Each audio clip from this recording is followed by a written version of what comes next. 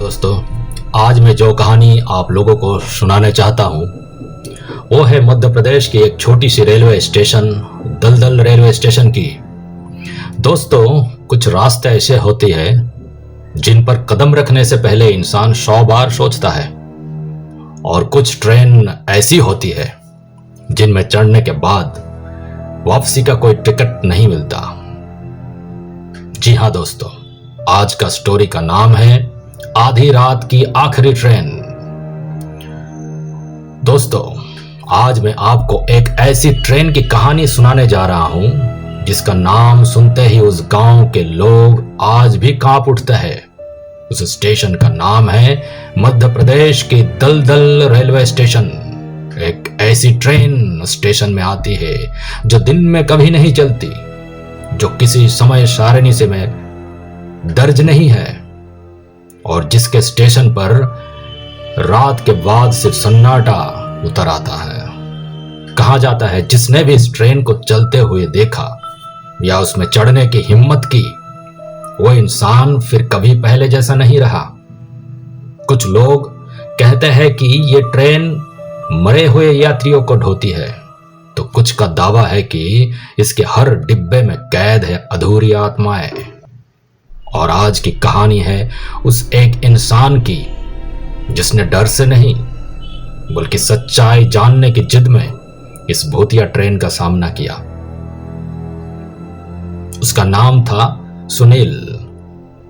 तो अगर आप सच जानना चाहते हो, अगर आप सच में डर को महसूस करना चाहते हो, तो इस कहानी को अंत तक सुनिए, क्योंकि यह सिर्फ एक कहानी नहीं, ये उस ट्रेन का सच है जो आज भी किसी अंधेरी रात में आपके सबसे करीब वाले रेलवे स्टेशन पर रुक सकती है।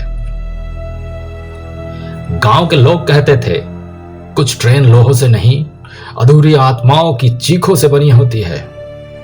उस छोटे से गांव के पास एक पुरानी रेलवे लाइन थी। दिन में वहां से कई ट्रेन गुजरती थी और रात 12 बजे के बाद और कोई ट्रेन नहीं होती थी, लेकिन इसके बावजूद रात होते ही उस पटरी पर सिर्फ खौफ दौड़ता था।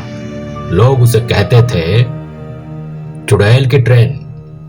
कहा जाता था जो ट्रेन आधी रात के बाद बिना किसी समय सारणी के आती थी, जिसमें ना टिकट होता था ना लौटने की गारंटी। जिसने भी उसे देखा या तो पागल हो गया या फिर कभी वापस ही नहीं लौटा। सोचिए कैसा खौफनाक ट्रेन वो थी। सुनील गांव का वही लड़का जो डर से नहीं सवालों से जीता था। जब उसने भूतिया ट्रेन की कहानियां सुनी, उसकी आंखों में डर नहीं था बल्कि एक आग थी, सच जानने की आग, सच को महसूस करने की आग। लोगों ने रोका, किसी ने कहा उस ट्रेन में एक भूतनी है, तो किसी ने कहा वो आत्मा हर यात्री को अपने साथ ले जाती है। सुनील बस इतना बोला, अगर कोई आत्मा भटकी है तो उसका कारण भी कोई सच्चाई होगी, उसके पीछे जरूर कोई कहानी होगी। वो कहानी हमें जानना है। तो फिर दोस्तों, इसी सच्चाई का पता लगाने सुनील रात को पहुंच गई दलदल रेलवे स्टेशन पर। रात के ठीक 12 बजे सुनील स्टेशन पर पहुंचा। सन्नाटा इतना गहरा था कि उसकी सांसों की आवाज उसे डराने लगी। तभी दूर से आई एक आवाज, ट्रेन की सीटी की, और एक लाइट छोटी सी, जिसे दूर से जब ट्रेन आती है ना, तो उसे देखा सच में एक ट्रेन आ रही है। ट्रेन जैसे किसी कब्र से निकल कर आई हो। जंग लगी बोगियां, धुंध में लिपटी खिड़कियां और ठंडी मरी हुई हवा। उस हवा में कोई जान नहीं था, अद्भुत सी हवा। दरवाजे अपने आप खुल गए और तभी एक साया बाहर आया। वो साया एक औरत की थी। बल्कि एक औरत ही थी। सफेद साड़ी, सूनी आंखें और चेहरे पर ऐसा दर्द जो सदियों पुराना लगता था। उसकी आवाज गूंजी, तुम यहां क्यों आए हो? तुम्हारी हिम्मत कैसे हुआ यहां आने की? सुनील अंदर ही अंदर बहुत डर गया, लेकिन उसने दृढ़ता के साथ बोला, तुम कौन हो और क्यों सबको परेशान करती हो? और तुम क्यों परेशान हो? भूतनी बोली, कौन कहता है कि मैं परेशान हूं? सुनील ने फिर थोड़ा इमोशनल होके बोला, आपके परेशानी और दर्द आपके आंखों में दिखाई दे रही है। भूतनी अचानक मानो अलग ही हो गई। उसकी आंखों में जो आग और दर्द थे वो अचानक किसी पुरानी यादों में डूब गई।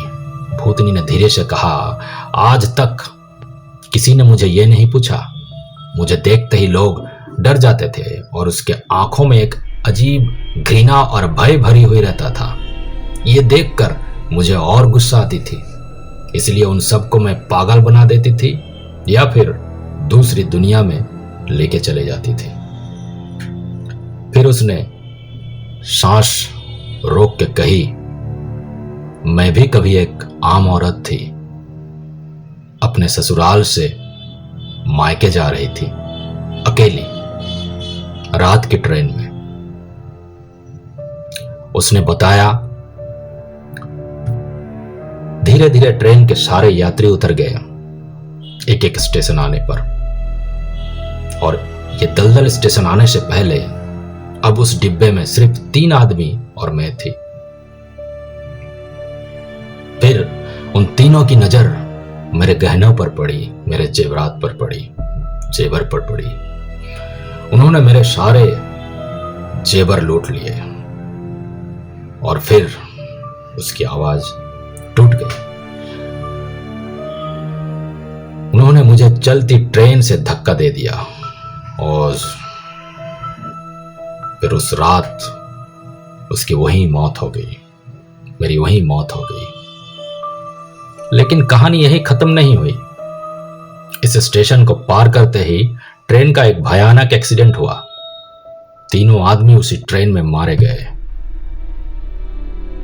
लेकिन मुझे तो धक्का देकर फेंक दिया था। मैं मर गई थी, मेरी लाश किसी को नहीं मिले।